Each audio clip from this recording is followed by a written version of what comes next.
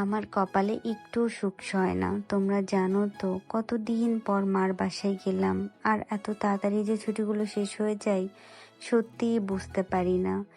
সকালে ঘুম থেকে উঠে দেখতাম আমার আম্মু আমার পছন্দ মতো নাস্তা বানিয়ে রেখেছে। দুপুর হলে বলতো তাড়াতাড়ি গোসল করে নিয়ে খেতে আসো, তোমার পছন্দের রান্না করেছি। রাত্রেবেলা আমার পছন্দ মতো রান্না করে খাওয়াবে। বিকালে আমি কি খাবো সেই অনুযায়ী আমার আম্মু আমার জন্য নাস্তা তৈরি করবে।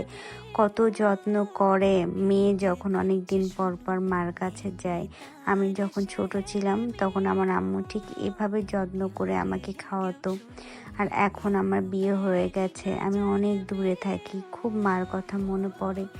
এই তো চলে এসে আবারও সংসার লাইফে ঢুকে গেলাম, আবারও নিজে হাতে রান্না বান্না করে সবাইকে খাওয়াতে হয়। আমার একটা ছোট রাজকুমারী আছে, তার জন্য তো আমাকে রান্না করতেই হয়। আর আমি যখন আম্মুর বাসায় যাই তখন তো আমার এই রাজকুমারীর দায়িত্বটাও আমার ছোট্ট বোনটা নিয়ে নেয়। আমার ছোট বোনের কথা আসলে যতটুকু বলবো কম হয়ে যাবে। আমি যখন আম্মুর বাসায় যাই আমার মাথায় তেল দিয়ে দেওয়া, আমার যত্ন করা সবটাই আমার বোন একা হাতে করে। আমার মেয়ের যত্ন করা, আমার মেয়েকে খাওয়াই দেওয়া। আমাকে বলে, আপু তুমি একদমই রেস্ট নাও, তোমাকে কিছু করতে হবে না, তুমি ভাইয়ের সাথে শুধু ঘুরতে যাও, এখানে যাও সেখানে যাও, আমি আমার রাজকুমারীটাকে সামলাই নিব, তুমি একদম চিন্তা করো না। আসলে আমার পরে ও হচ্ছে দ্বিতীয় মা। খালামণিরা মনে হয় এমনই হয়, তাই না, যে বোনের মেয়েকে জান দিয়ে ভালোবাসে। আমি দেখেছি আমার খালামণিও আমাকে ভীষণ ভালোবাসে। আমি কি খাবো না খাবো এখনো খেয়াল করে সব কিছু আমি রাজশাহী যাওয়ার সঙ্গে সঙ্গে পাঠিয়ে দেয়, বারবার ফোন করে খোঁজ খবর নেয়, খুব ভালোবাসে।